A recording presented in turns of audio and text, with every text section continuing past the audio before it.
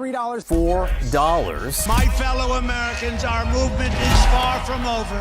$5. In fact, our fight has only just begun. $6. Make America powerful again. We will make America wealthy again. Critical U.S. We radar will jet, make injuring 15 America American service members, strong 5 again. seriously. We will make America proud again. Injured We around will a make dozen America U.S. servicemen. safe We're awaiting again. more deals from. And we will make America great again. Now picture this. You're standing in a crowd watching a rally speech. The energy is electric, flags wave, voices rise. There's anger but also hope. A promise hangs in the air. Change is coming. You remember how it felt. Years of decline had worn you down, prices creeping up, opportunities shrinking, jobs feeling less secure. It wasn't one big collapse, it was slower than that. Quiet, subtle, like something slipping through your fingers. And then came a voice that said it didn't have to be this way. A voice that said the country could turn around, that decline wasn't inevitable.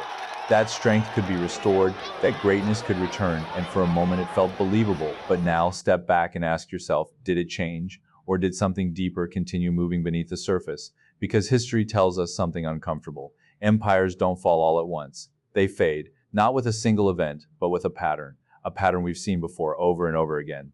First, there's expansion, growth, confidence, the belief that the system works, that tomorrow will be better than today. Then comes peak power, the moment when everything seems unshakable, when influence stretches across the world, when currency dominates global trade, when people assume it will last forever, but nothing lasts forever, and slowly things begin to shift. We are free people. We can vote for who we want to have in charge.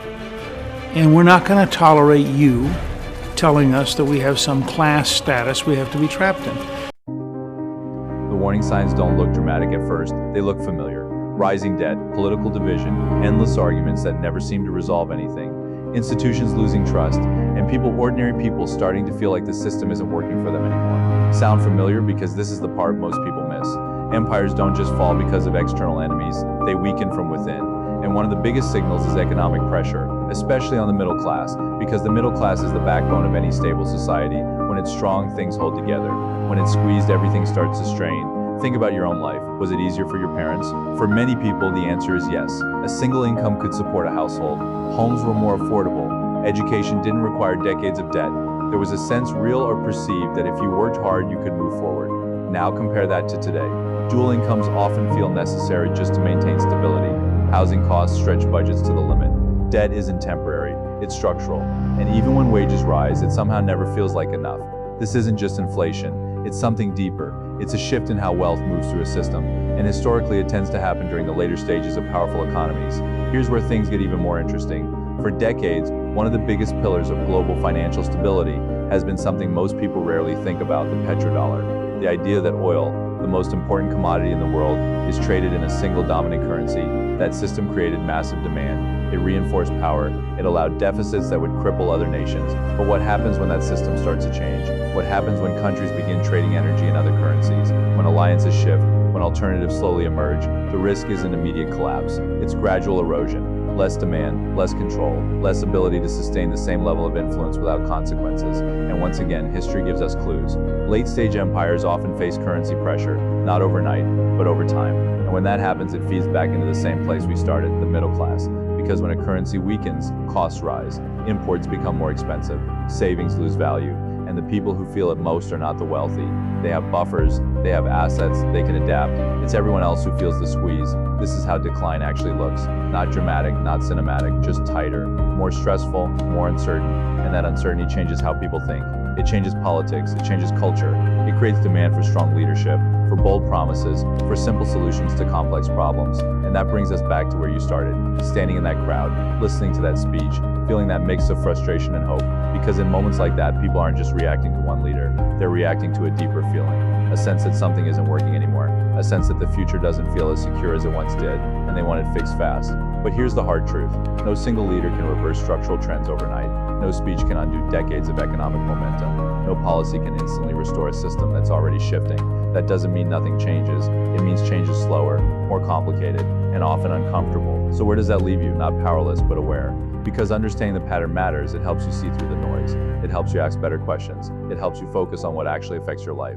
Not just headlines, not just slogans, but real forces, economic, global, structural. And once you see it, you can't unsee it. You start noticing things. The way conversations change, the way priorities shift, the way stability starts to feel less certain. But here's the part most people overlook. Decline isn't the end of everything. It's a transition, one system fading, while another slowly takes shape. The question is not just whether something is ending, it's what comes next and where you fit into it, because even in periods of decline, there are opportunities, new industries, new systems, new ways of thinking about value, work, and security, but they don't look like the past, and that's what makes them hard to see. So instead of asking, did things change? Maybe the better question is, what is changing right now that most people aren't paying attention to? Because that's where the real story is, not just in rallies, not just in politics, but in the quiet shifts happening underneath everything, the ones that shape your daily life, your future, your choices. And once you start looking there, you realize something important. You were never just watching history, you were living inside it, right in the middle of a turning point. And the direction it goes isn't decided by one moment. It's decided over time, by millions of small decisions, by pressure building slowly, by systems adapting or failing to adapt. So the next time you hear a speech, the next time you feel that surge of hope or frustration, pause for a second and ask yourself, is this the cause or the symptom? Because understanding that difference might be the most important insight of all.